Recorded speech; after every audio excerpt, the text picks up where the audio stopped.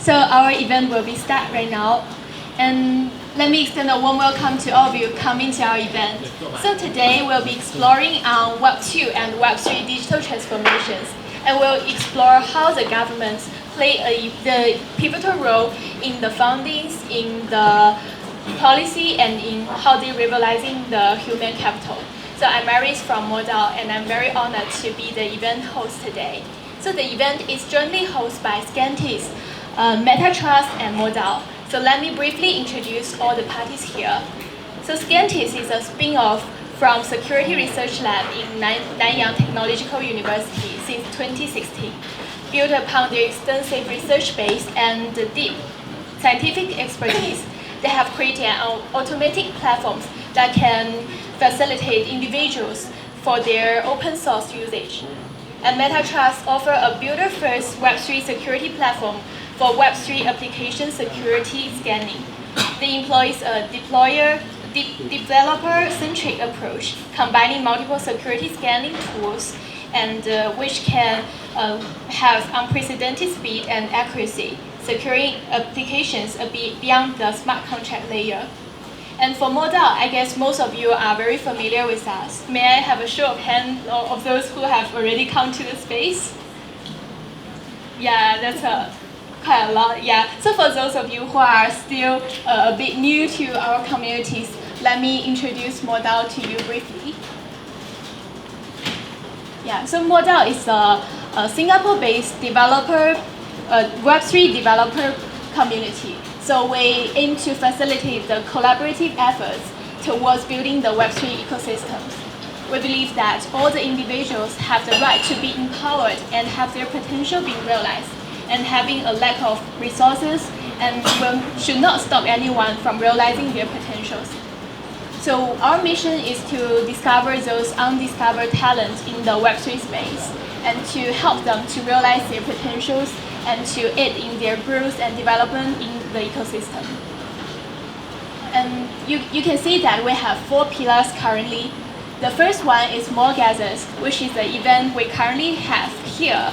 So we have some offline salons like this. So in this month, we have 2 events co-hosted with Web3 at SMU, and 1 event with Huawei and IEEE, which is more academy one. And besides, we have several events happening in Dubai, and also 1 event happening in Korea. So we have expanding our communities worldwide. And we hope anyone who are interested in our communities can join us as ambassadors, and we can collaboratively in building the Web3 ecosystem.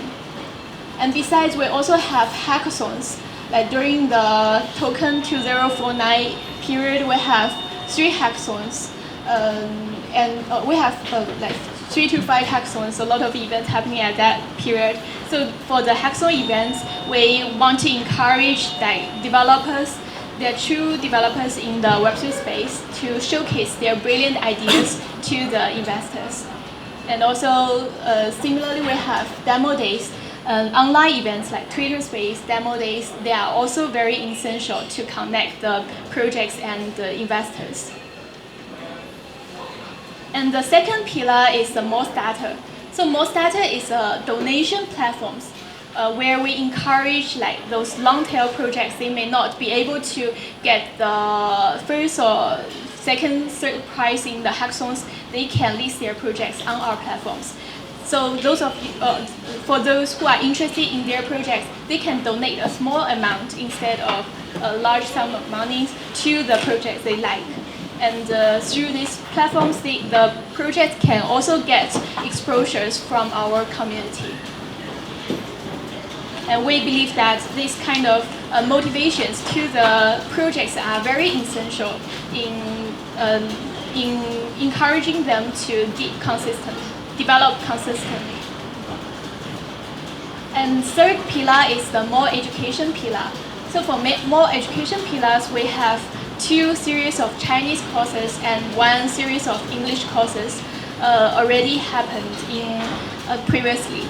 So we have blockchain from investor perspective, from developer perspective, and from general perspective. And in the futures, we may also have more intermediate and more boutique courses for those who are especially interested in one sectors in blockchain. Yeah, and this is the posters of our previous series courses. We invited lots of the founders, developers, investors in the Web3 space to teach our students and gain a very good feedback from all of our partners.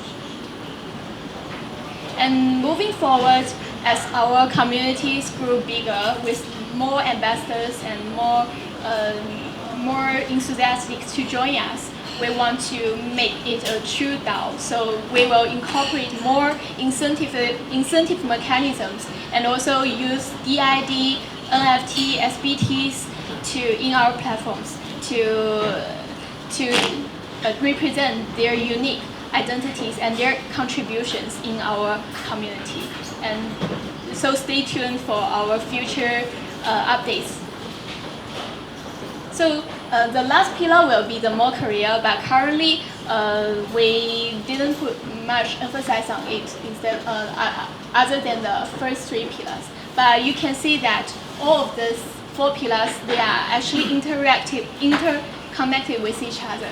So you can start from more gather event like today. You meet more people. You can form groups. You can find some investors as you are developers. You can make friends, and after you form groups, you can participate in our more scatters to like hackathon events. And also for those of you who are new in the blockchain space, you can come to our more learners to learn the serious courses. And for those of you who are in our ecosystem, gradually you can become the talents and enter our more careers to find new jobs, or you as a company leaders, you can find talents in our ecosystem. And that's a brief introduction of Moledao, and hope you have a better idea of what we are doing now. And so moving forward, I would like briefly introduce the house rule of this space. So this space is called BitTalk Space, offered by Bit. So firstly, please take your time, grab some pizzas and drinks during the event. And for the food in the vending machines and on the shelves, feel free to take one or two, but keep maximum at 2. Yeah. And you can only stay on the level 1 and level 2, these specific areas here, to minimize the disturbance of other employees who are still working. And for toilets, male toilet is located at this side and female toilet is located at this side. Yeah. So without further ado, let me welcome our representative of Scantist, who is the head of BD at Scantist, Jeremy, to give us an opening speech. Let's welcome. Thank you, Iris. Thank you, everybody, for joining us tonight. I see that it's actually raining heavily outside, and for those who brave the rain to be here with us tonight, good to have you here. This is the clicker, right? And thank you for this photograph. It represents me at all. I love this picture a lot. But let me talk to you a little bit about Scantist and also why we are organizing the event and how we actually came about organizing the event, right? Scantist is actually a software development company that developed a software tool for software developers to scan their code, be it open source or proprietary code that they write. And things that they scan, the vulnerabilities, you'll be able to patch them. And in this aspect, from the government regulation perspective, this is sort of a must do kind of thing.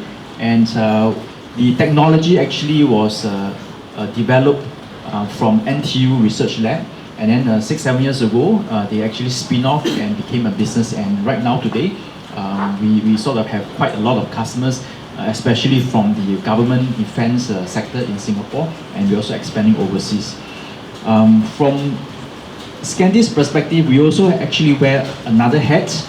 We are actually also on the SGTech cybersecurity chapter itself, and in this chapter, we get exposed to a lot of SMEs in the industry, and we often actually talk about upskilling and some of the things that actually we need to do to help companies to transform so that they remain competitive. And upskilling, digital transformation is a core topic that the Singapore government is promoting in this year, especially in times of a downturn, or you call it AI coming in. More so, they want to encourage companies to actually do this transformation to stay ahead of competition and be prepared ahead of the curve. So basically, this is how we came about. And along the way, throughout the past 1 year, we have been organizing and joining a lot of the seminars and public events with regards to this topic. And even some of the events is helping people to actually transit from one industry to a new industry, which is the digital industry 4.0. So, okay. Let me go back to this.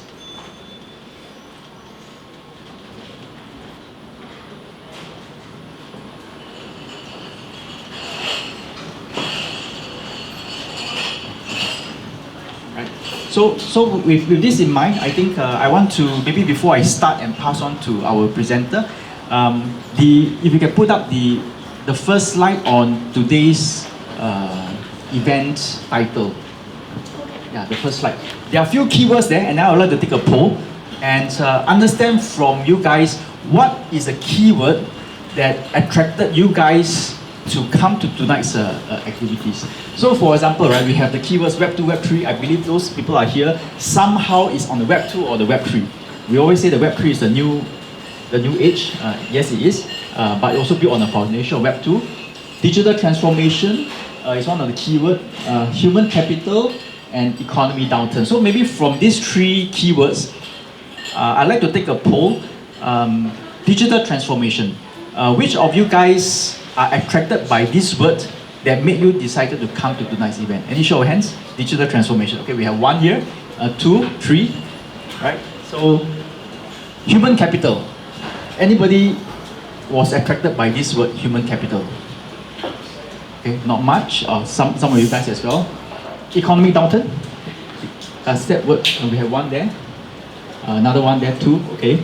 So I think we have a mixed crowd, and probably those who are here tonight are also interested in some of the speakers that's actually going to be talking to us tonight. We have very good renowned speakers that's going to be lined up soon. Good to understand you guys, and probably I'll just pass on and then we can start off with the first presenter. Okay, thanks Jeremy for this very exciting opening speech. So next we'll have the government entity, Mr. Tong Bin Hui, who is a senior manager of Workplace Singapore, to give us the first keynote speech on technology and sustainability, the government's support for your workplace towards sustainability. Let's welcome.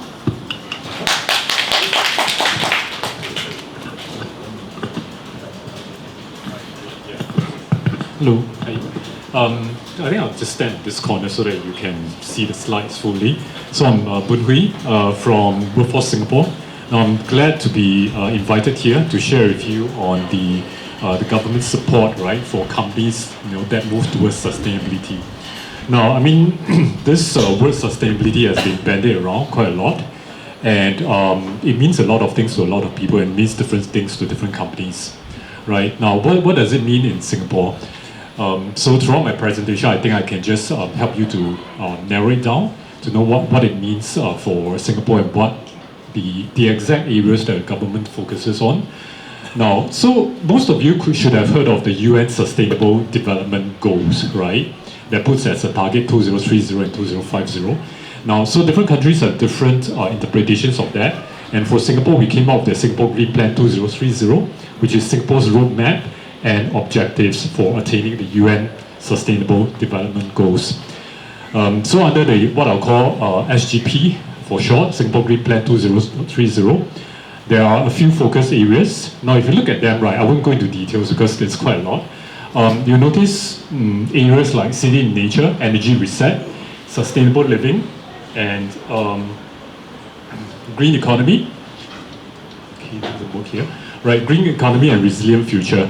Out of the 5 of them, right, you notice roughly 4 of them, right, talks about a few things, which is your environment, how to manage your environment, how to manage your resources, and how to manage your certain things like your food, right? So basically, it's still resource and environment heavy when it comes to our SGP. There is one portion. So therefore, City in Nature, Energy Reset, Sustainable Living, and Resilient Future really talks a lot about the challenges that we face, right?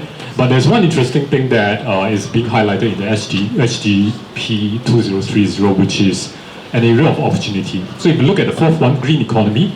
So for us, the government in Singapore, we look at the need to tackle environmental change as a potential source of growth and opportunity, not just in terms of the challenges that it brings to us, right? So more elaboration on that in subsequent slides. So some of the things that are happening right as we move along this Singapore Green Plan 2030. So you see a lot of things happening, a lot of trends developing. I won't go into every single one, it's really a lot of information. If you look at the central one, carbon tax, right, is being levied on industries that produce a certain amount of carbon emission every year, and there's a tax on it. And the carbon tax is going to be increased slowly over the years. That's one. Now, if you look on the top part, or middle top, right, mandatory packaging reporting is a regulation that was introduced, is recently introduced for companies that have substantial packaging in their production. So let's say, for example, if you're in, let's say, you're in a certain industry where you have use a lot of either paper or plastics for packaging, right? Then you have to abide by this regulation where you need to report on the amount of resources that you use, and also you also need to put in your report your efforts, in trying to reduce usage of resources and trying to reuse and trying to recycle. So all these things have to be there. So that means that there are ramifications for companies, in our move towards sustainability. Now, maybe the last one I'll go into is the extreme right, which is, you notice this word, ACRA and SGX setting up a committee to study ESG reporting for Singapore firms. Right. So we also hear of another concept, which is another concept, which is ESG reporting or your carbon tracking. Now, some of you may know that at the moment, only certain companies in Singapore need to submit their ESG reporting, right? Who are those companies? It's those companies listed on SGX, Singapore Exchange, and whether they need to report or not, it goes by a phasing, right? That means that for certain industries, they would have had to report by March this year, right? So the next industry that has to submit its ESG report is real estate industry by early part of 2024, right? And it will go on for subsequent sectors. So all these things are coming up. And then there's one piece of news, which is what you read over here, but that's a bit frightening. So ACRA and SGX is looking into the feasibility of all companies doing ESG reporting in time to come, right? So it's just doing a study, but once we announce that there is a study going on, very likely it will happen, right? So, and that's not going to affect the big companies, it's going to affect the small companies as well. So this is the extent to which sustainability affects all sectors and all sizes of companies. Now, so it seems like there are a lot of changes going on. There are a lot of ramifications for environmental change, for the industries, for the economy in general. So, but Singapore government always looks at opportunities like what I said, green economy. So if you look at the central part, right, there will be growth areas. There will be new professions. There will be new areas for the economy, and that means that we need to pace our business, right, to transition towards sustainability, to transition towards managing environmental change, right? And once businesses change, who has to change? The workers, right? Workers, they have to be reskilled, otherwise they will be obsolete. They have to pick up new skills, and that's a perpetual challenge, for businesses. Now, some of these areas of growth, okay, I'll give you 1 or 2 minutes to just look around while I look for my laser projector, which is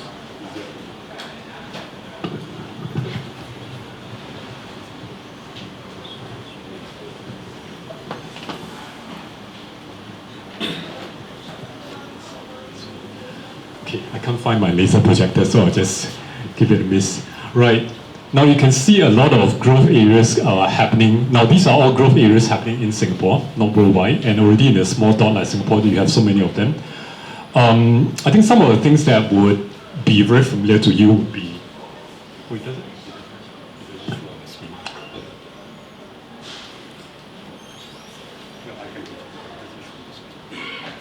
Yeah.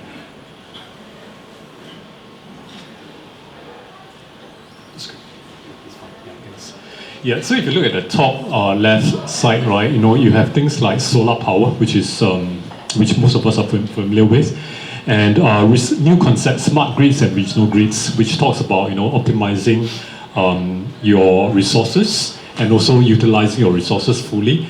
And second one, electrical vehicles, which the whole world is talking about, right? So that's also a growing sector in Singapore. And if I can jump to the bottom left, sustainable aviation and maritime. So things like your alternative fuels, biofuels for air travel and for the shipping industry. So that's something that's coming up next. Right, now these are more, we are talking more about energy and resources, right? Because when we talk about environmental change, right, then we straight away think about how to save energy, how to save resources. But there are new areas that that companies could go into, or rather there are new growth areas when it comes to moving towards sustainability. So your top right, carbon services and trading. Okay, still is a foreign concept for a lot of companies. But this whole idea, this whole concept of carbon tracking, carbon footprint tracking, your carbon emissions tracking, which converts into your carbon data, and then also the carbon credits that you need to purchase to offset your carbon footprint. So this is an entirely new area, and it could be a new focus of the economy. And interestingly, which I'll go into later, one of the aims of the Singapore in moving towards sustainability is to become the carbon trading hub in Asia. So therefore, it's capitalizing on carbon services and trading, right? And then there's another topic that we're looking at. At the moment, it's still pretty much a sub-portfolio of the finance and banking industry, which is green financing, right?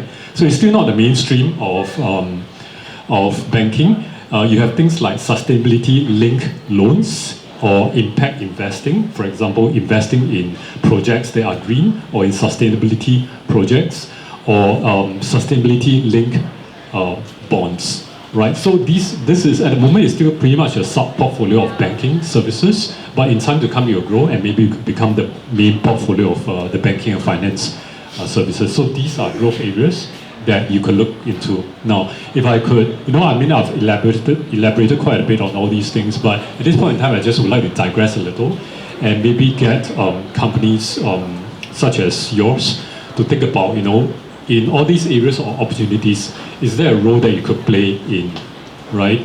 To make the link more intimate, for companies that you operate in, you deal a lot with data, right? You deal a lot with, how data is being transmitted, from one medium to another medium, from one party to another party.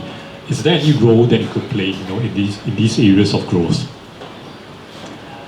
Right, and at the moment, so far, the paths that we have been taking, or the means that we have been taking, in our move towards sustainability, is pretty much a few key things. Innovation, that's the top one. So you see innovation in sustainable transport, EV, development of your EVs, right? And also development of the EV grid in Singapore, the EV infrastructure in Singapore. And digitalization, let's say, for example, you look at managing energy, right?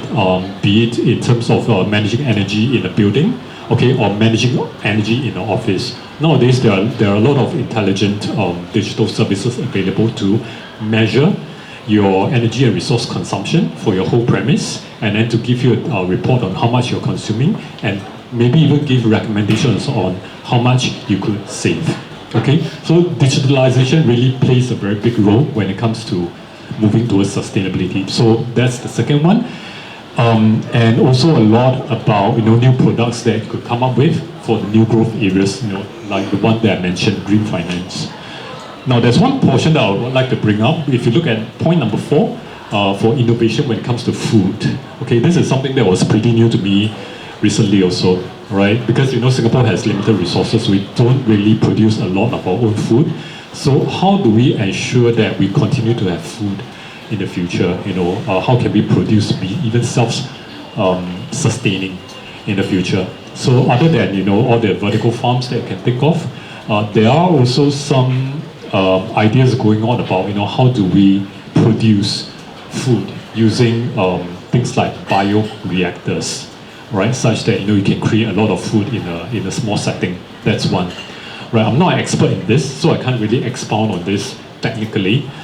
But if you look at things like lab-grown meat, meat that's grown in the lab without the presence of an animal life, which is possible. So that's a lot of this innovation in the agri-food sector going on. So that's another area that's developing. And if you're interested in that, you could look up at this organization called SAIL, Singapore Agri-Food Innovation Lab.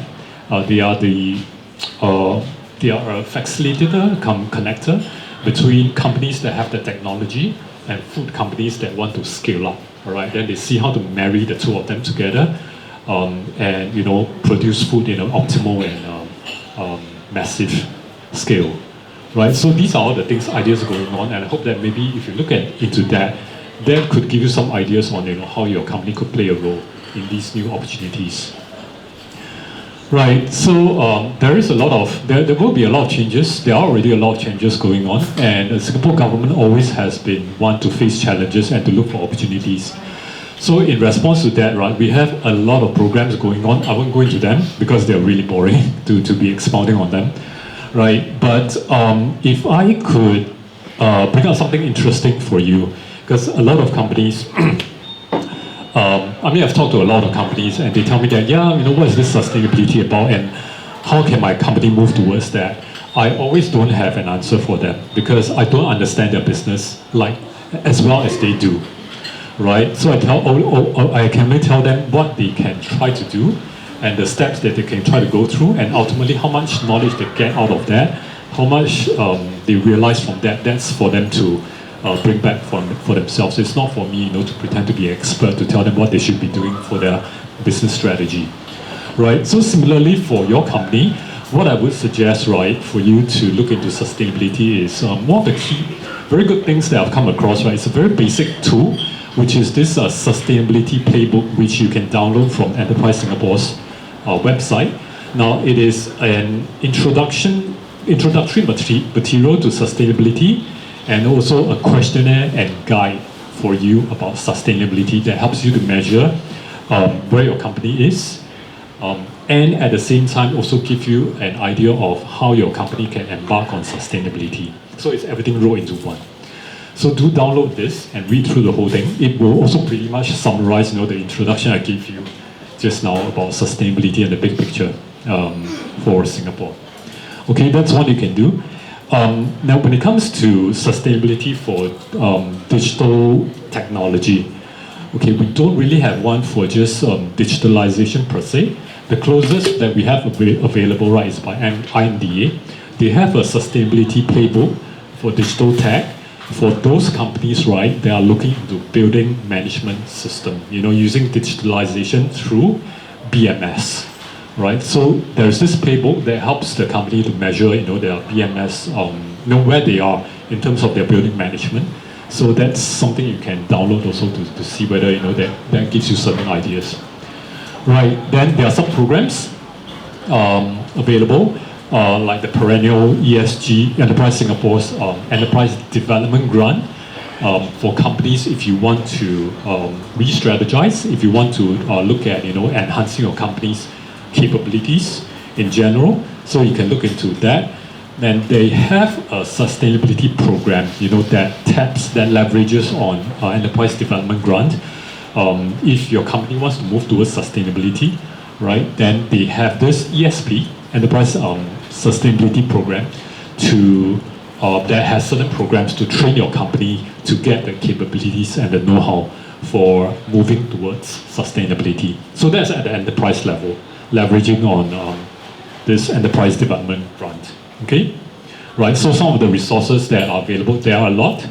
I don't represent the whole of government in this presentation today, so I can only just give you a few of them, all right? The rest is really for you to find out, and there are so many different types of industries. Now, so I think in a nutshell, this environmental change, it's irreversible. So we're definitely, the environment is definitely going to become worse, and we have to manage it, all right? So that's a fact that we have to face. And the fact is that, there will be new roles that will be created, because of the new growth areas that I mentioned. So there'll be new jobs and new types of jobs. And existing jobs will be changed. They will not stay the same anymore, all right? And so therefore what it means is that companies have to change, workers have to change, okay? Right, so when it comes to supporting the changes of workers, for Workforce Singapore, we have this program which most of you are familiar with. It's called the Career Conversion Program. Basically what it does is that your company needs to change, your workforce needs to change, right?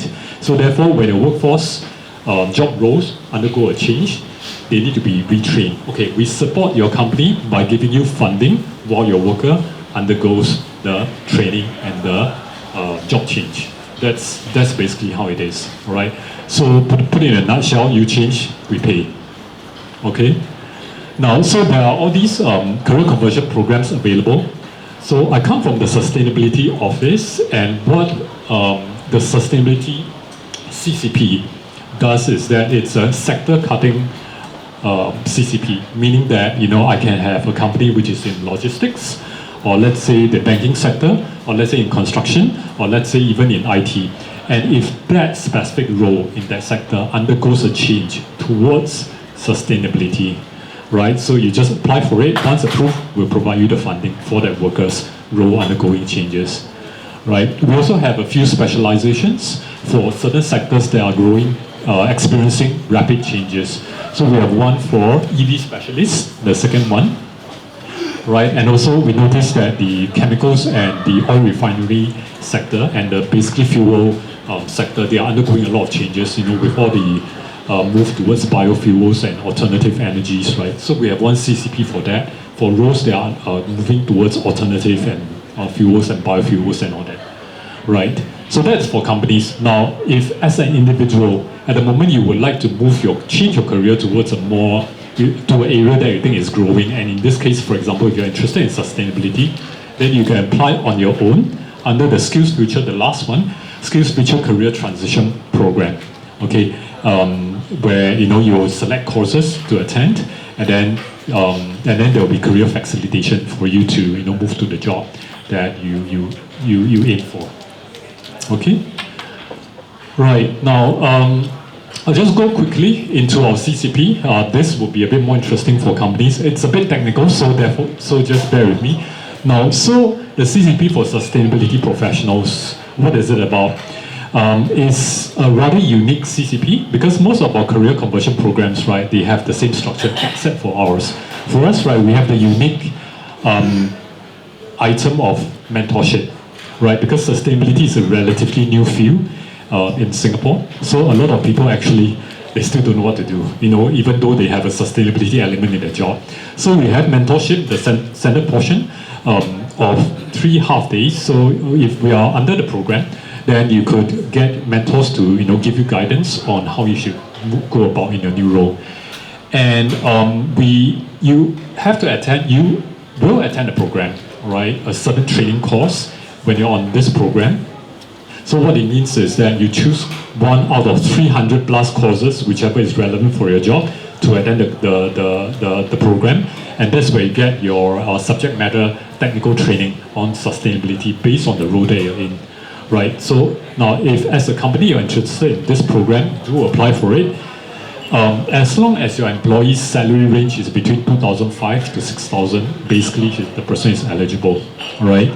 And some of the generic business functions that the employee would do in his new sustainability related role, it could be related to carbon management, or it could be that the company is going to implement a carbon project and this person is going to be leading it.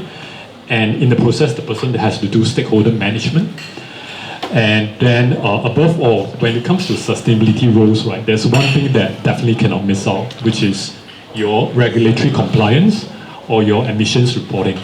So in short, your ESG reporting or your carbon tracking. So this will be an integral part to sustainability in almost every single company, right? Like what I mentioned, eventually, very likely, ESG reporting is going to be compulsory for company, right? This is my point of view. It's not the government's official voice telling you, so it's my point of view, and I tend to think that my foresight is pretty accurate, right? So more about the program. Now, so therefore, then the question is, how much do we fund? Okay, so basically, we provide funding for either if you as a company you hire someone new, then we provide funding up to 3 months. Or if you have an existing employee whose job is going to undergo change and have some sustainability elements, then it's 6 months. Sorry, reverse. You hire 6 months, okay, and then the existing employee is 3 months, right? And the amount of funding we give is up to 70% of the salary or 90%, depending on qualifying factors. I'm not going to go into details. Just remember that the maximum you can get is capped at 6,000 per worker per month, times either 3 months for existing employee or 6 months for a new employee whose role is related to sustainability, right? So maximum amount you can get is 6,000 times 6 months, 36,000 for one worker who is taking up a sustainability role. So this is the amount of funding and the amount of emphasis, right, that we are putting on, for our workforce to change, to move towards new areas of knowledge, right? So you can see the amount of commitment and investment that the government is putting in, right? Okay, I won't go into the details of this slide. So these are just some of the lot of details, right? Some of the representative job tasks, for roles that has sustainability elements. Okay, so I'll move on. So having said all that, about job change and job redesign and jobs moving towards sustainability, how does it look like? Now, I'm going to give you a few examples. Now, I have to qualify that, I don't have all the examples on infocom tech related roles, right? Because ultimately, I have to say, Web3 is still quite at the forefront of technology, at least in Singapore. So at the moment, we still don't have a lot of companies, handling blockchain or things like decentralized finance that has put people under this program. We do have some people who are managing IT, for example, this one.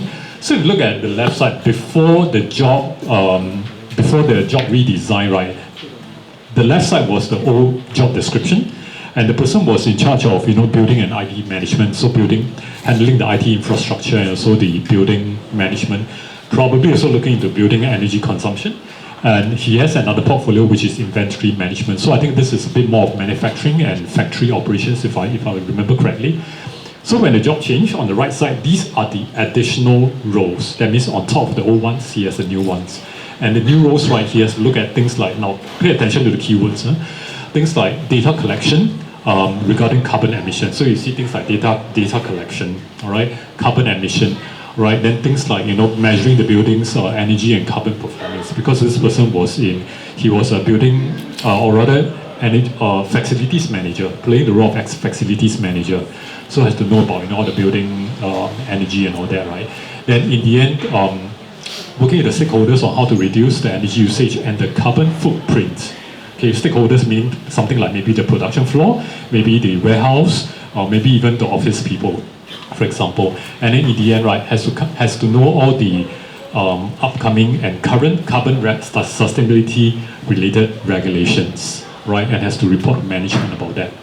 Okay, so these are some of the key things that could happen, when a role undergoes this sustainability change. So that's for someone involved in facilities management. What about, let's say, someone who is more at a leadership role? So this person was a director in a food manufacturing company. So pretty much, I would say, almost like the boss, of the company, right? So if you look at the left side, the old job description is pretty much what the boss does. Look at the right side. So in the end, when his role undergoes sustainability changes, what does he have to do? Look at the central one, develop company's sustainability roadmap. So he has to come up with a strategy on how the company is going to move towards sustainability, right? Which means he has to think about the implications of the production floor. How are they going to be more sustainable? Then he has to also think about things like maybe the, if they have warehousing, right, their warehousing.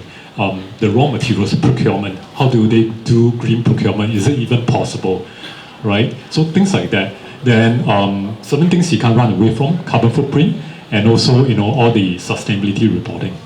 Okay, so in a snapshot, that's how it would be. Now, lastly, what about finance? A finance manager, in this case, an assistant finance manager. Now, again, left side is what a finance manager does. Right side are the things that he or she had to know. So for finance people, right, when they move towards sustainability, very much what they'll be doing is what they always have been good in, which is compliance, right? They have to be, in this case, they will extend their current competencies of compliance and knowing audit requirements very well into the sustainability field. That means they will look at, all the sustainability related compliance regulations, and then look at, in this case, right, very special thing, green finance opportunities, right? Are there any green finance loans, or maybe even investment opportunities for the company that's relevant for the company, right? Things like that. In this case, right, she had a special portfolio. If you look at the last one, conducting cost impact analysis of carbon reduction projects. Company would like to reduce their carbon footprint, but the thing is that then they have to do the cost and impact analysis. So she has to go in from the financial point of view. Okay, right. So these are the examples that I have. So now that's very much about all that I've introduced about a career conversion program is very much for the individual, okay, what the company can do if you have just one individual whose job is going to undergo sustainability related change.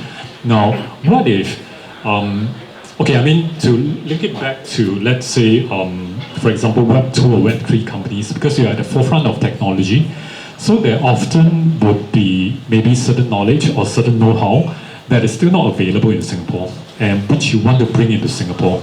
Now, then in that case, what can you tap on? We have this program called the Capability Transfer Program. In a nutshell, what it's for is that if you have a technology or knowledge that is foreign to Singapore, or at least you have it in Singapore, but it's with your competitor.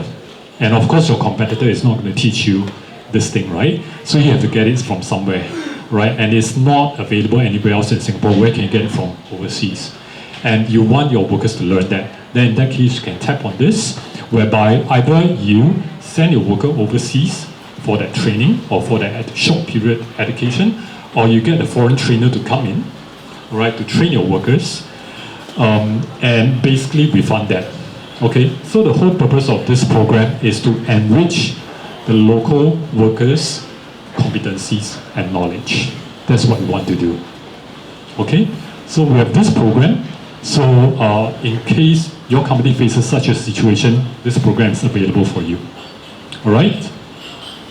Now, so yeah, maybe if I could summarize my presentation, right? So I think most of you can agree by now that this need to tackle environmental change is inevitable. It's something that we cannot avoid. So it will affect your company eventually. And the thing is that companies will have to change. Now, it doesn't only mean that it's all about challenges. There will be growth areas as well. So it's for your company to look at, whether your company could capitalize on the growth areas. So, and in that case, when a company changes, your workforce has to change. And we have programs available, not just from Workforce Singapore, but from other agencies as well. Okay? Right, so with that, that's the end of my presentation. Now, feel free to just follow us on LinkedIn or subscribe to our Telegram channel. And you can email me also if you have any questions regarding Workforce Singapore's programs. Okay, thank you so much. Okay, thanks, Mr. Tong. So if you have any questions, you can also feel free to raise at this time. We prepare some of our model games for you. So any questions from the floor? Just have one question first. Bunhui, thank you for running through the 3 examples, especially if it's a company sponsoring candidates, right? If it's individual kind of career change candidates, right? How long is the salary support for? Is it like for 3 months?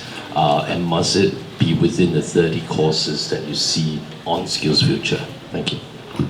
30 courses on SkillsFuture? Yeah. So you were mentioning that courses on sustainability that you can take to retrain yourself so that you can be a sustainability, oriented career professional. How many months is the salary support for, and how many courses are there in total? Okay. So may I know whether you're asking for an existing employee or someone joining your company? Just asking in terms of an individual capacity. So must it be applied from the company level, or can the individual apply for it himself? So for our career conversion program, it has to be the company applying for the individual. Yeah. Right.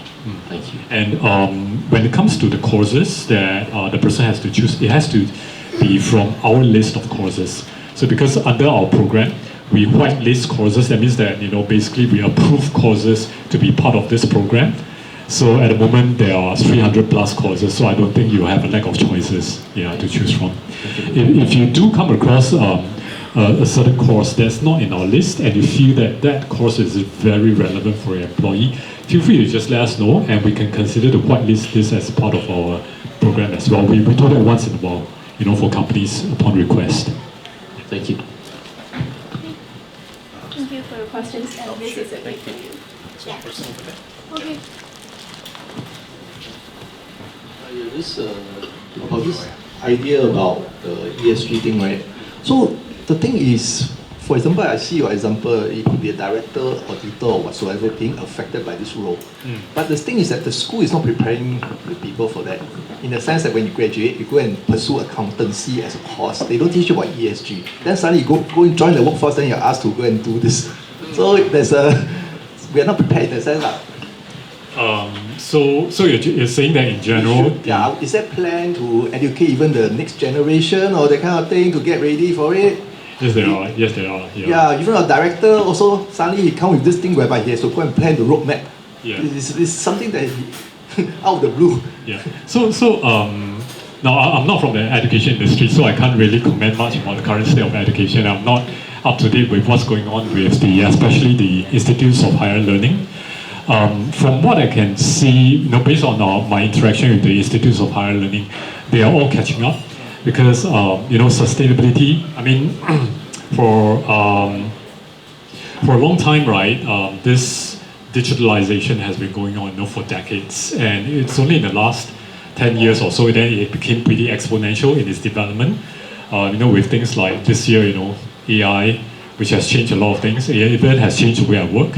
So, there are a lot of factors, there are a lot of forces going on that is really very fast. And AI is just one example that I use, or rather digitalization is one example that I use to show that how difficult it is, right, for institutes to be catching up, on this changing technology and changing knowledge world.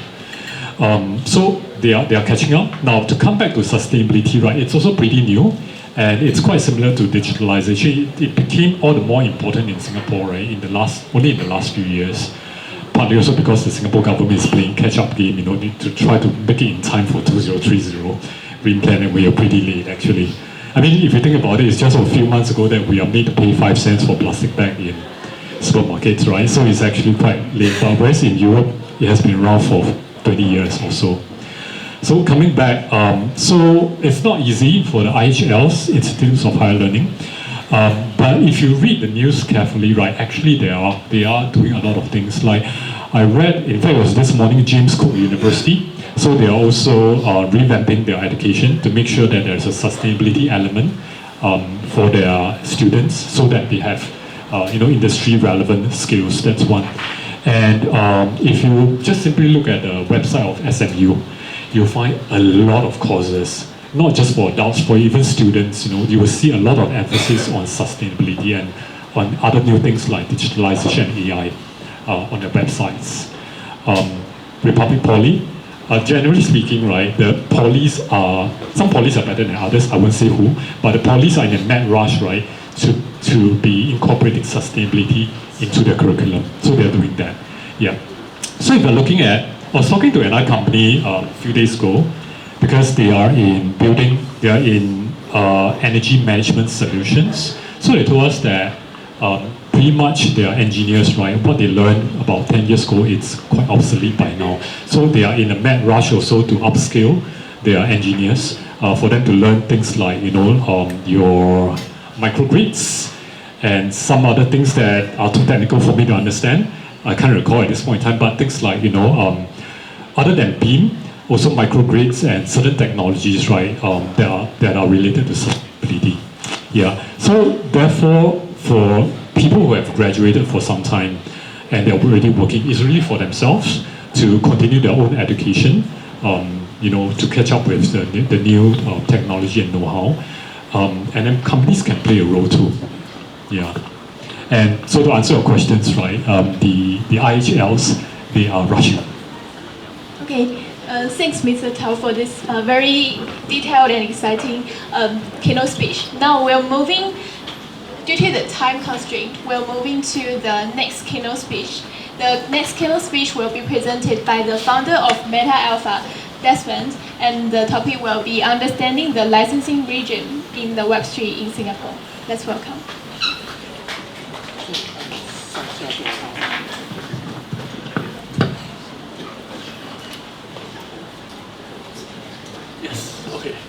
Hi everyone. So before I start, I just want to have a show of hand. How many of you here are in the Web3 space? Alright, we have quite a few. Very good. So maybe a little explanation about myself. I'm Desmond. I didn't start off my career in Web3. I started off my career in the government sectors. I spent a good 10 years in the government. In fact, I started my career in the healthcare sectors, which is pretty interesting space. And after that, the last position I was in, I was with the MAS. After that, I came out to a short break, and then I was the first employee and with the existing crypto payment company. That 2019, that was where the launch of PSA app was. And then we are one of the first few to submit applications, exemptions, and finally, after I would say about 18 months or so, we got our IPA and finally our full licensing. So interestingly, that is where after that I came out and started my own consultancy firm, Meta Alpha, which is what Meta Alpha is. So what we do is really help Web3 companies try to understand about Singapore regulations and the licensing requirements.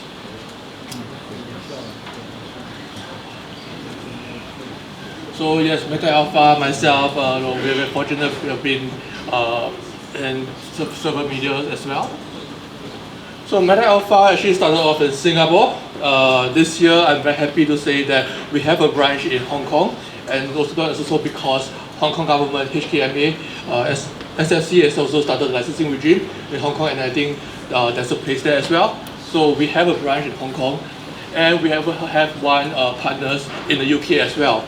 So interestingly, in UK, our focus will be actually on ESG. So other than payments, Web3, we are also looking at ESG.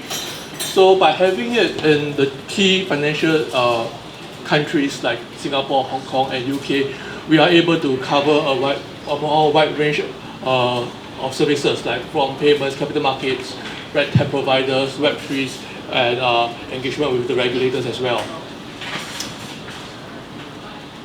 So really, maybe a bit about what Meta Alpha does is that we have localized experts to help you to reach out globally.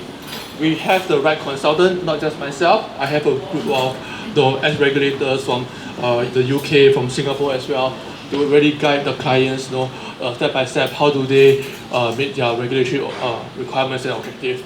And we do provide a comprehensive solution. It's not just about consultancy, it's really about consultancy together with the right solution as well. So now we go into the topic, Understanding Payment Services Act. So you all might be wondering, we're talking about Web3, we're talking about crypto, why are we talking about Payments Act? So this is something interesting about Singapore. So maybe a bit of why Singapore. I think most of you are here in the Web3 space. You will know why Singapore attracts you. I think in terms of crypto regulations, you look at Singapore, you look at Hong Kong. They are one of the more comprehensive one. In Singapore, MAS has launched Payment Services Act, which I'll go through later in 2019. And as of now, 17 companies has been awarded the DPT license. My previous company fortunately was one of them as well. Today, the news on Straits Times has an article on that saying that there is a rush of approval of crypto companies recently. And I think they interviewed some people and then they give some reason. So which is a very insightful article. So I wish you guys to look at the Straits Times today. So that's the question, why we're talking about crypto, but we're talking about Payment Services Act.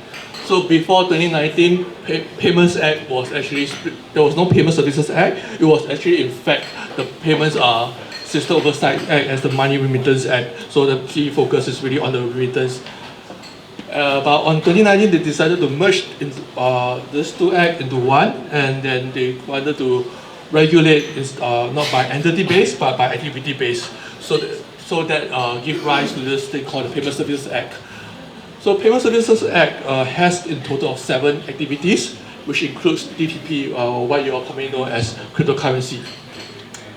And then, so that's the reason why it is called the Payment Services Act, and then cryptocurrency is underneath it.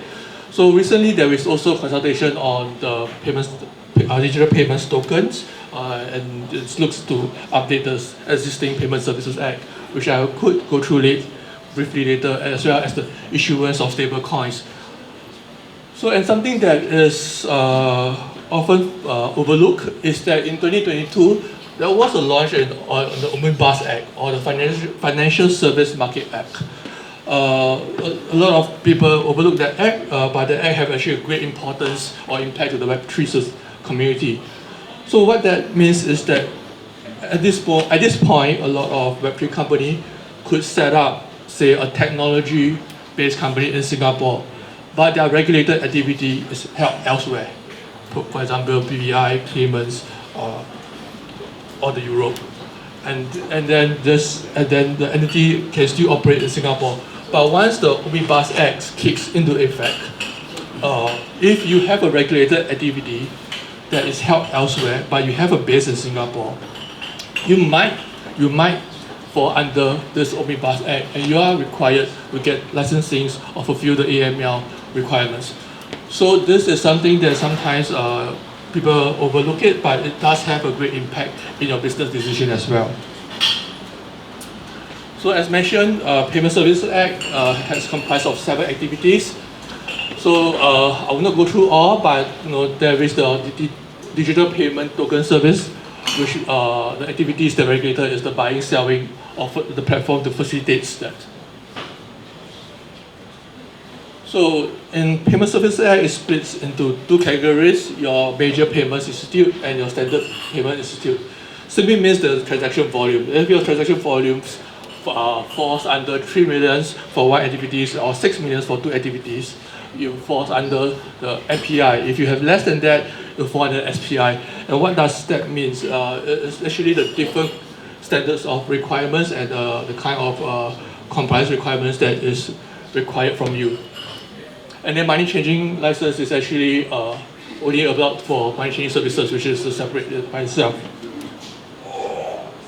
So this is the brief overview for those who are intending to apply for license regarding whether it's payments or whether it's digital payments token. This is by and large what you have to go through. Determine which activity it is. Estimate the number of transaction volume of your business.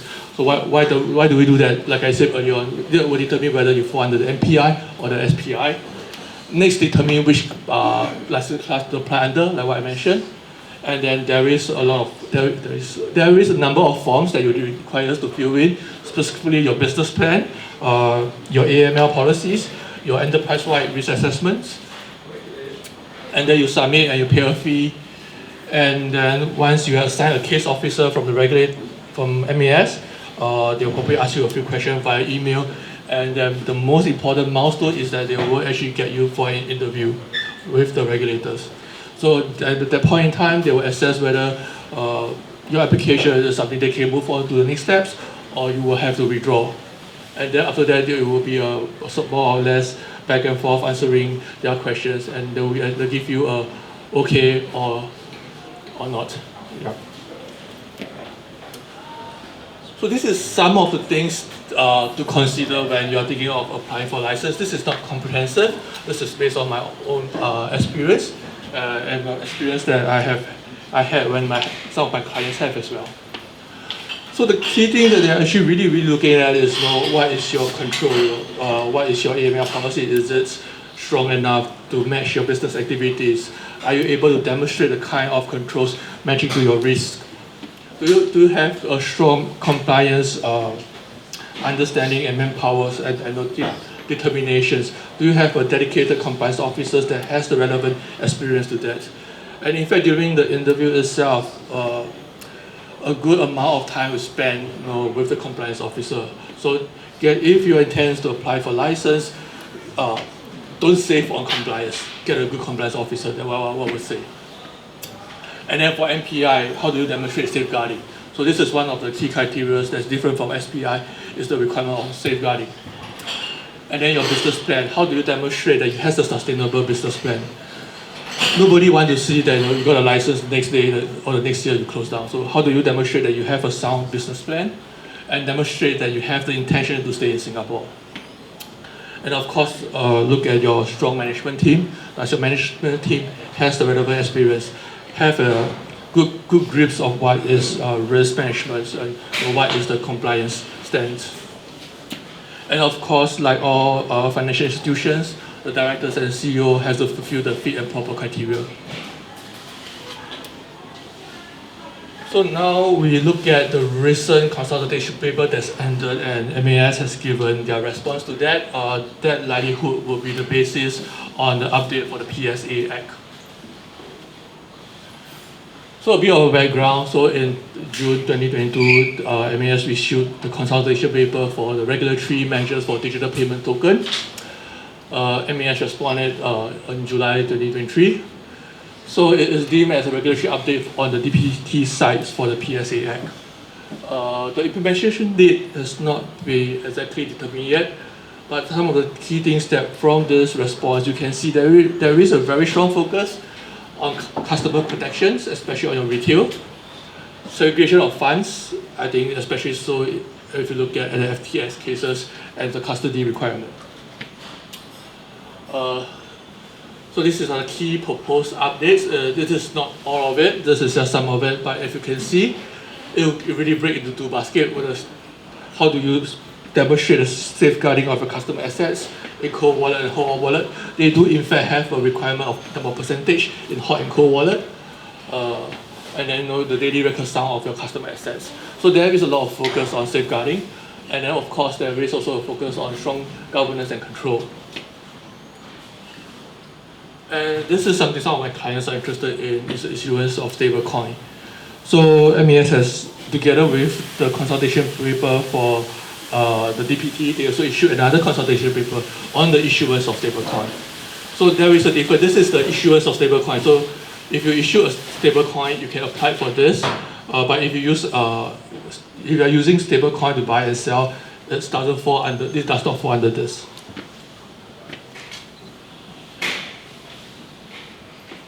Yep, this is the background of it. It's MAS consultation paper on October 2020. August 2023, they issued a response. It's likely to be a regulated activity, additional regulated activity under the PSA Act, not implemented yet. Licensed stablecoin issuer is allowed to be labeled as MAS regulated stablecoin. So interestingly, MAS has decided to put his name that for regulated entities under issuer stablecoin to call it MAS regulated stablecoin.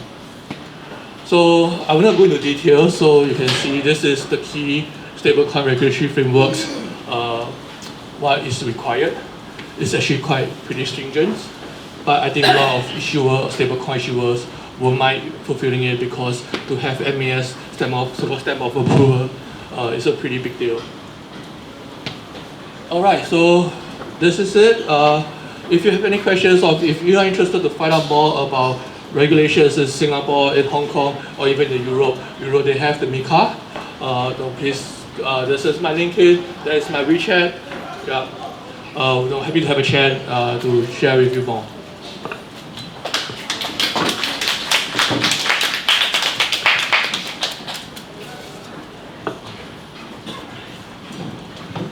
Thanks, Desmond, for the speech. And due to the time constraint, we may have only one question from the floor. Yeah. If you have any questions, you can raise now. Okay. So if no, we'll move forward to our panel discussion. So for our panel discussions, the topic will be the importance of upskills for a company. And head of BD at Scantist, Jeremy will be our moderator. Let's welcome Jeremy to the stage. And we'll also have Prof. Zhu Feida from SMU, TY who is the director at Metatrust, Dr. Wu Yuncheng from SBIP, and Desmond from Meta Alpha to be our panelists. Let's welcome them to the stage.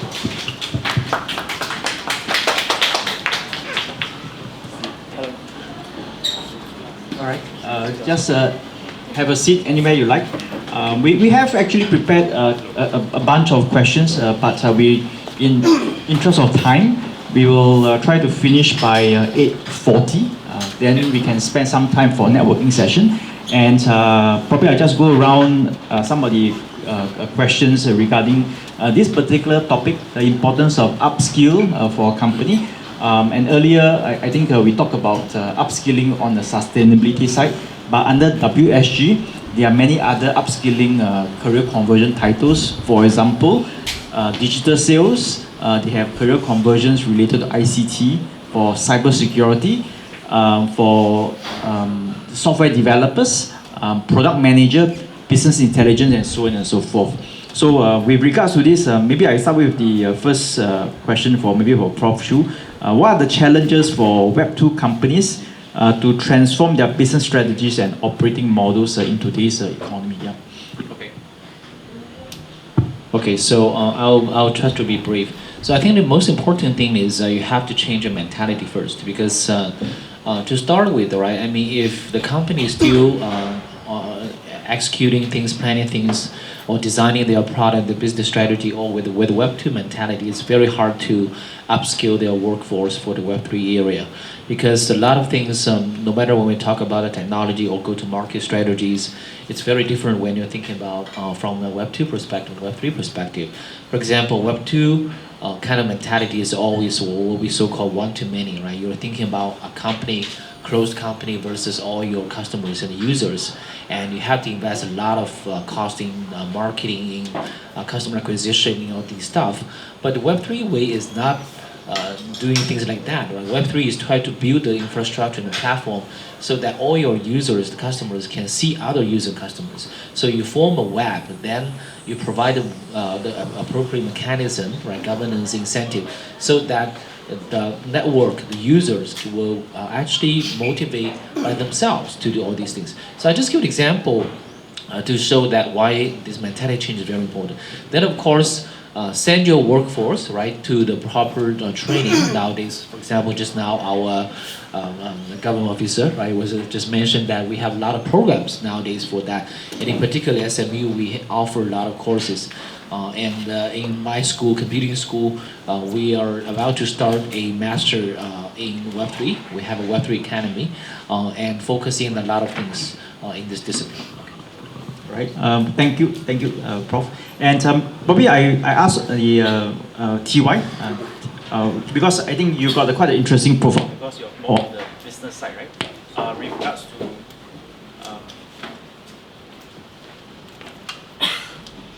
regards to testing. No voice. Testing. Starting no.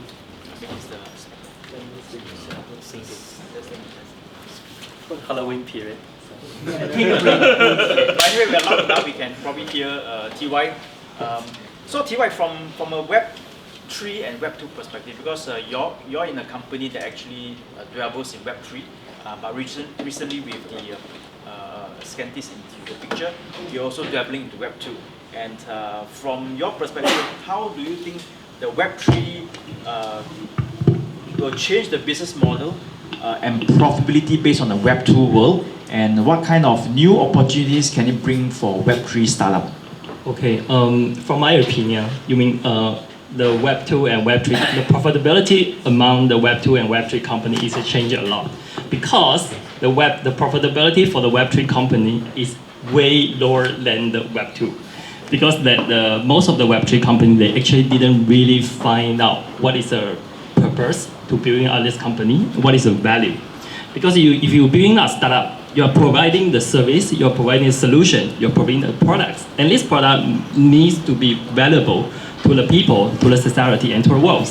But most of the Web3 company, they actually didn't really found it, and they just play some like financial gaming, and then just buy and trade a token, something like that. Yeah, but of course, they still have like a bunch of the Web3 company. They really have like a real world value. Just like for example, is there anyone from the payment industry? Or you? You know which country? I mean, which one is actually the biggest country for the mobile cash in the world? highest TPS I know was China. Yeah, the biggest is China, and the second one, surprisingly, is actually in Africa. Because right now, you know that Africa, first things that they are lacking of the financial infrastructure. The government is corrupt, and then the financial institution, they are very dominant and corrupt. So that's why they are using a lot of the blockchain technology and to bridge this gap. So, like for example, in the Africa countries, when the people sending out the money, it's actually using the SMS. Using your mobile phone and send out the money. Actually, in Singapore, you cannot send the money via SMS, right? So it means that the mobile cash is very, very advanced in the Africa countries, but you know that entire payment infrastructure is actually dominant and controlled not by the bank, by the telecom company like British Telecom, like Orange Telecom, those kind of things, because that is actually bound into like a telecom service for the payment service as well. So that's why the cross-border transaction is very, very expensive, and also very, very time-consuming. It takes like a few days from like Nigeria to like South Africa, something like that. But using the blockchain, they are using the blockchain to do the cross-border transaction. So the first thing is that when you using the blockchain to do the cross-border transaction, it's actually real time. And when you send out money, after 1 second, then the person receives the money. And then the cost is way lower than the using like a bank service. Like for example, if you are sending the USD from Singapore to Hong Kong, it's actually DBS takes like a $60 USD. It's very, very expensive. But if you are using the blockchain to sending out the money, it's less than maybe like 0.1 US dollar, something like that. So that's why, I mean, the payment infrastructure is still quite valuable using the blockchain, and then they really create the real world value. And the other good example is like a digital identity. So right now you have like your ID card, right? I think all of the Singaporean or maybe people living in Singapore, you have your employment pass, you have your ID card, something like that. Also, like the bank have all your credit scores. But like in Indonesia, like 70% of the population of Indonesia market, they are unbanked. It means that they are not using any bank service. So that's why they don't have any credit. It means what? It means that if you, in the future, you are a startup founder in Indonesia, you want to fund out the money and get the funding from the bank, then you are not able to do it because you don't have any credit scores, and then bank is will tax you since you are very suspicious. But I mean, with the digital identity, it actually can solve this kind of problems. Because maybe the people in the Africa or maybe in Indonesia, they don't have a bank, but they definitely have a wallet, the cryptocurrency wallet, because they are doing the cross-border transaction like a P2P payment service. So that's why they do have a wallet. So you can utilize and also analyze the wallet, utilize their wallet transaction and give them, and then the people or maybe the organization can give them the credit scores. Because of the founder transaction itself, you actually can see a lot of things. So this kind of thing really changing the world. And also like Singapore government, not really sure whether you are aware of the MS updates. But I think MS, they really rolling out the different types of regional blockchain programs. And also they are announcing every single quarter in the MS website as well. So they are doing like a cross-border settlement using the blockchain. They are using like a digital identity program, using like government-backed digital identity system, those kind of things. So that's why, I mean, if in this case that they actually can really change the world, and then they will create a real-world value, it means that the profitability for the Web3 company can be increased as well. Sounds really exciting. So I believe most of the room here are from Web3 as well. Maybe I direct a question to Desmond. One of the things that we want to talk about is for what TY has spoken, right? Seems like it's a new age.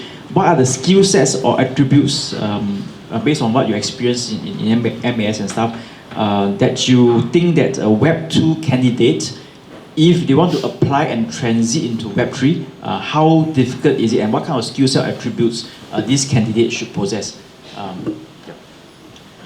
So I think regardless of whether it's Web2 or Web3, fundamentally there are some things that is actually cutting across.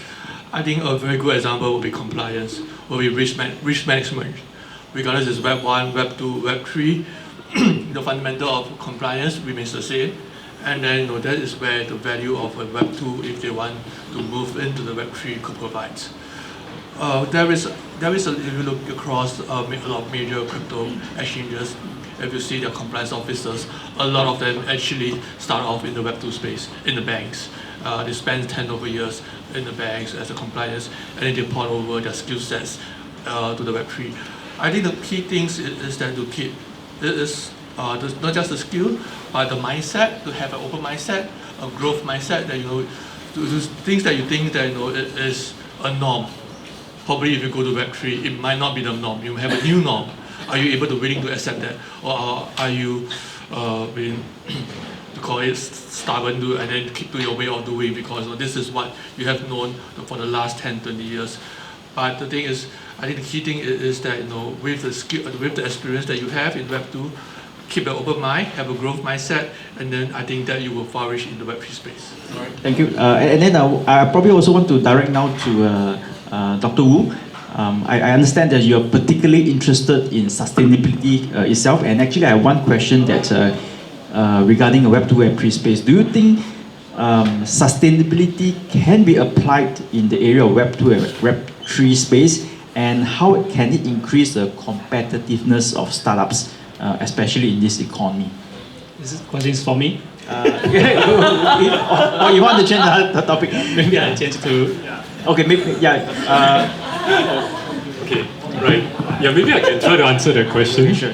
But I would say, to be frank, I'm not an expert, in Web3, that's for sure.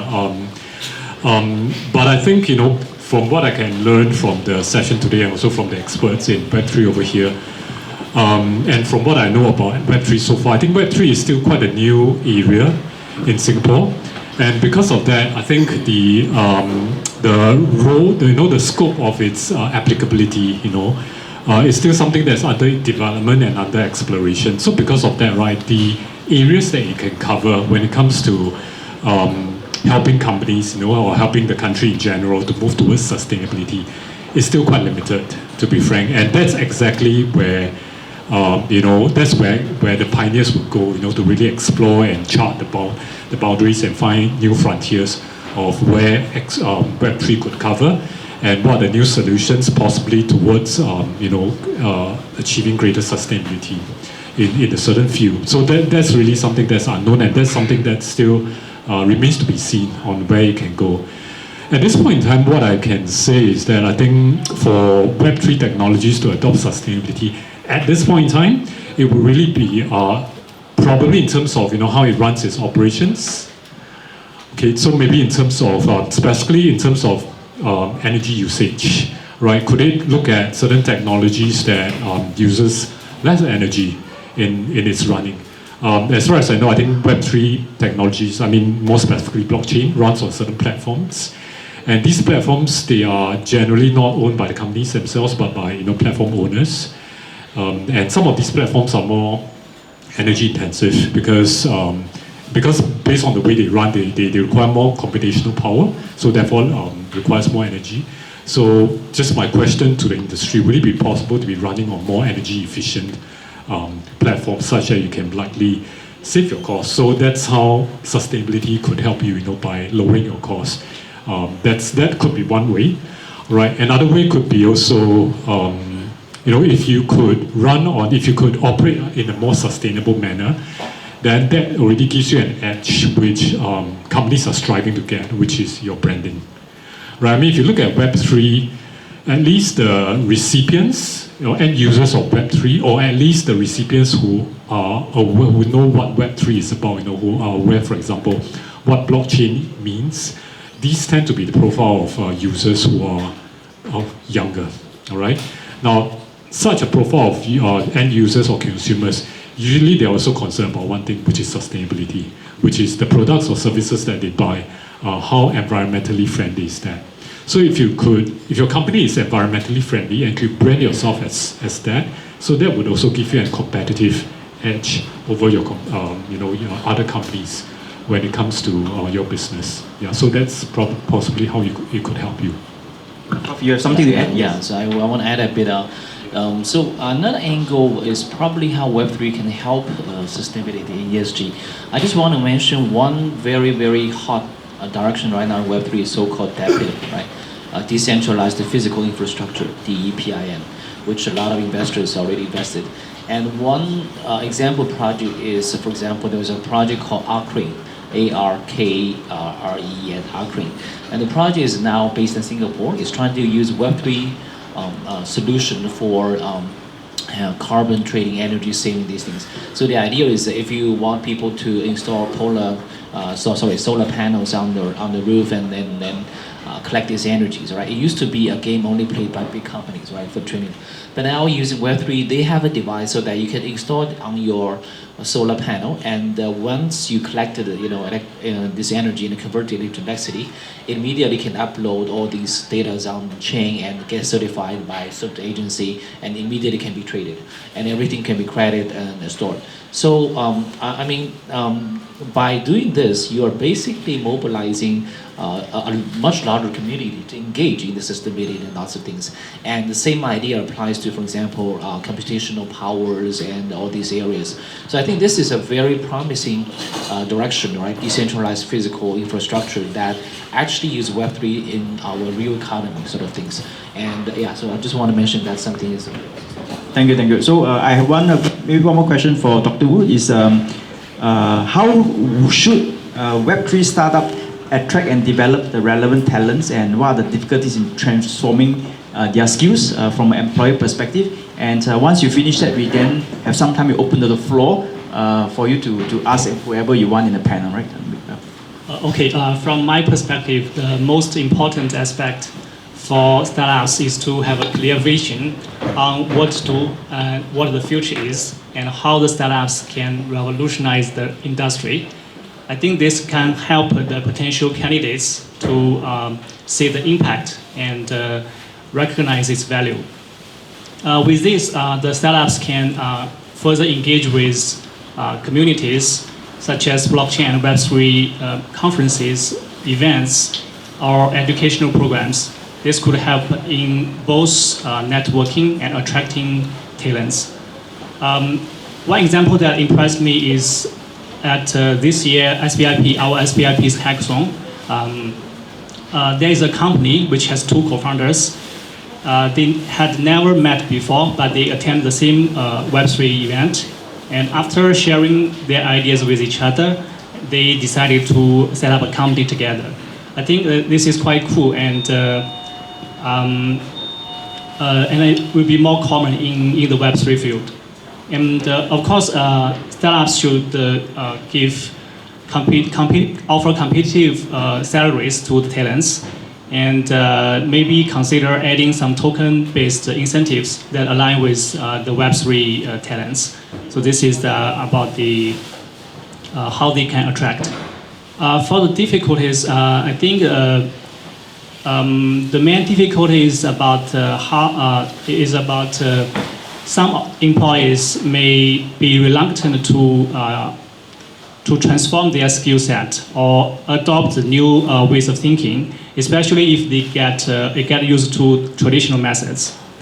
And another challenge, another difficulty is about that startups may not have enough funding or budget to train the employees.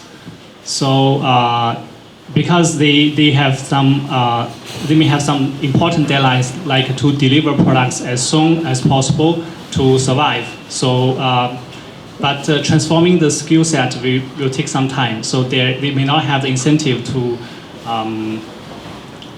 do this. So I think these are the difficulties. Yeah.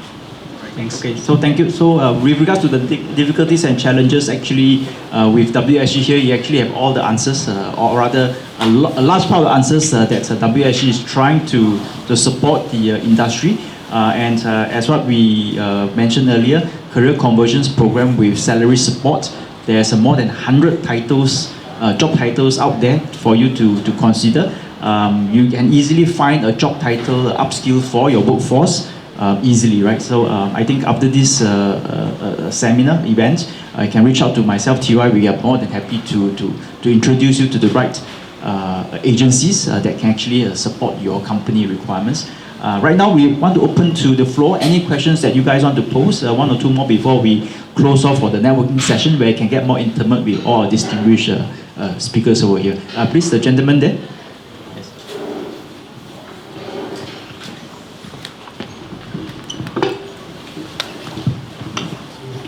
Thank you. So along with the advantages, we also have some security questions about Web3, right? For example, trading malpractices, counterfeiting NFTs. So there are these challenges. How do we address it? Do we need more academic research or more regulation in place? How do we address these malpractices? Can you speak louder? Can you repeat again? Yes. Did you come forward? Yeah. So along with the advantages, we also have some disadvantages in the Web3 and blockchain space, right? You might want to put your mic closer. All right. Yeah. So the disadvantage such as trading malpractices, wash trading, all kind of malpractices in the Web3 space. For example, NFT counterfeiting problems. These are the problems plaguing this space, which is altering the adaptation of in a bigger picture. So how do we proceed in the future? Do we need more academic research, or do we need more regulations in place? So how do we do this? Anybody want to try to answer that? I think it's regarding a Web3 fraud or Web3 security issues, regulation issues. What you guys feel about what's available, what are the dangers, and what can we do to protect ourselves in this space?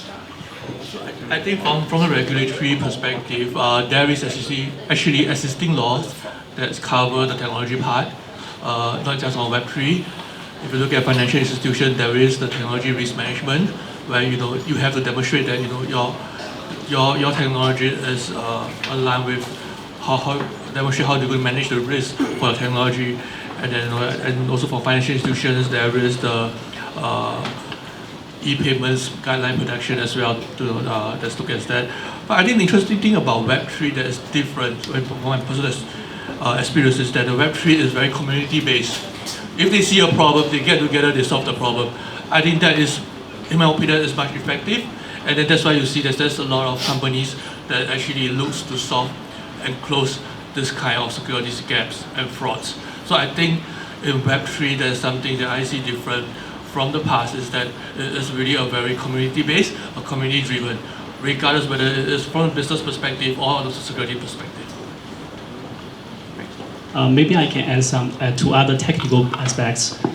So for security in Web3, you can do like a smart contract auditing before you deploy your smart contracts on the blockchain. So actually in SVIP, we have a product called Virus, which can automatically find potential bugs and business logic bugs before the smart contract is deployed on the blockchain.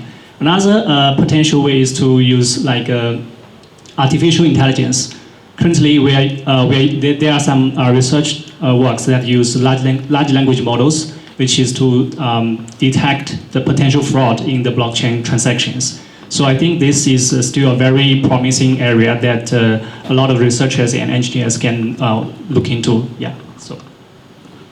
So if I may add a bit, I think education is definitely very important, because a lot of things you mentioned, like NFT counterfeiting, these things, actually if you know which tool to use, there are lots of tools for you to easily tell which NFT is true or which NFT is counterfeit.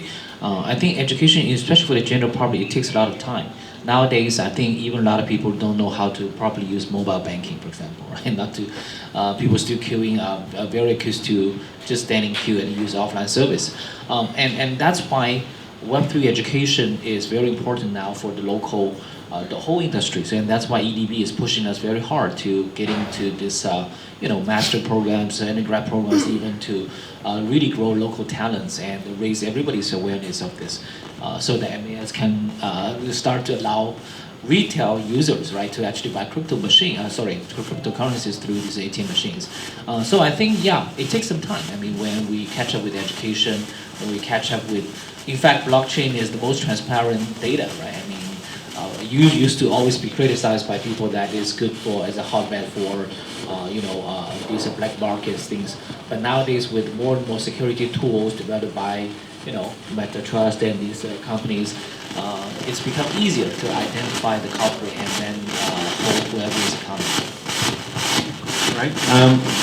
Maybe we have one last question before we close. Yes, please.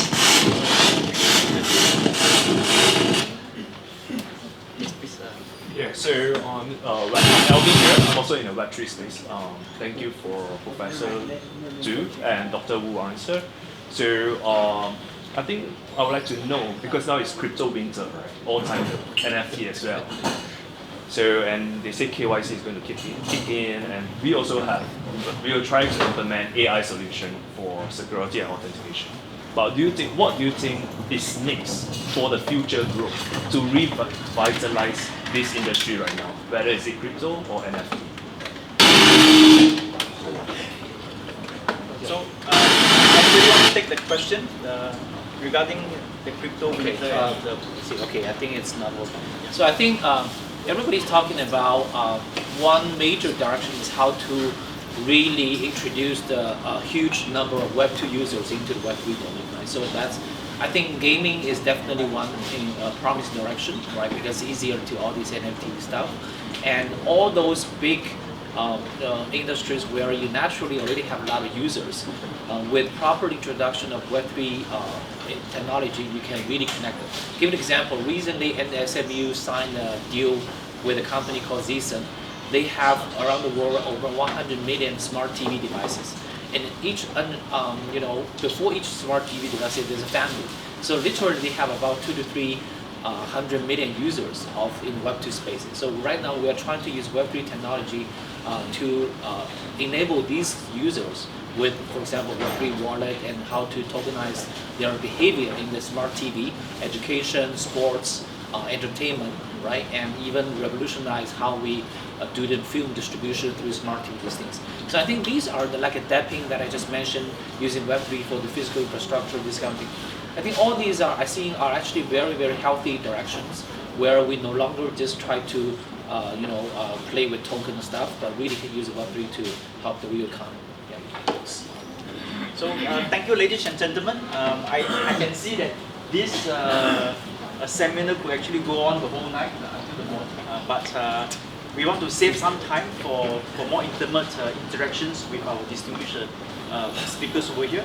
And thank you for everybody's time this evening. Despite the heavy rain, I see that people are still streaming in.